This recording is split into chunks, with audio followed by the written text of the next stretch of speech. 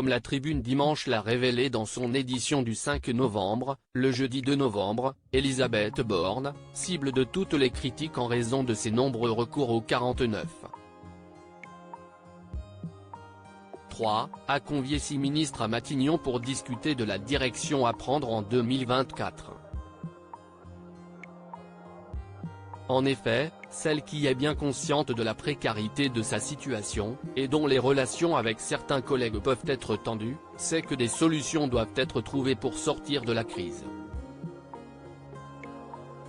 Mais si Gérald Darmanin, Gabriel Attal, Christophe Béchu, Marc Fesneau, Franck Riester et Olivier Véran ont tous répondu présent, une absence a été remarquée, celle du ministre de l'économie, des Finances et de la souveraineté industrielle et numérique, Bruno Le Maire.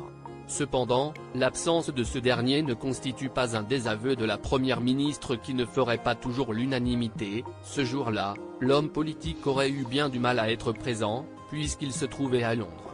En effet, le 1er et le 2 novembre, le Premier ministre britannique a organisé le premier sommet mondial sur l'utilisation sécurisée de l'intelligence artificielle, auquel étaient conviés des acteurs du secteur, mais aussi des représentants politiques, comme la présidente de la Commission européenne Ursula von der Leyen, la vice-présidente américaine Kamala Harris, le secrétaire général de l'ONU Antonio Guterres, le vice-premier ministre d'Australie Richard Marles et la première ministre d'Italie, Giorgia Meloni.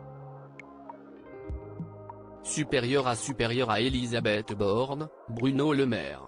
Découvrez les ministres à leurs débuts. Elisabeth Borne bientôt remplacée? L'absence de Bruno Le Maire est donc bien compréhensible. Néanmoins, reste que beaucoup s'interrogent sur la nature de ses relations avec Elisabeth Borne. Si ce dîner, organisé en catastrophe en début de semaine, s'est déroulé dans une ambiance plutôt bonne, selon la Tribune Dimanche, la première ministre n'est notoirement pas toujours en accord avec ses collègues, notamment Gérald Darmanin, qui verrait bien Bruno Le Maire mener la liste des élections européennes afin d'éviter une cuisante défaite en faveur du RN. Une position plutôt inconfortable pour la femme politique, surtout quand on sait qu'une rumeur au sujet de son remplacement imminent court depuis plusieurs jours.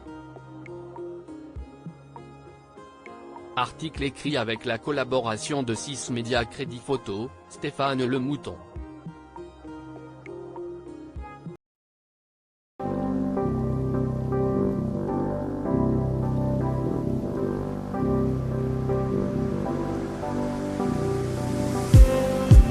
Just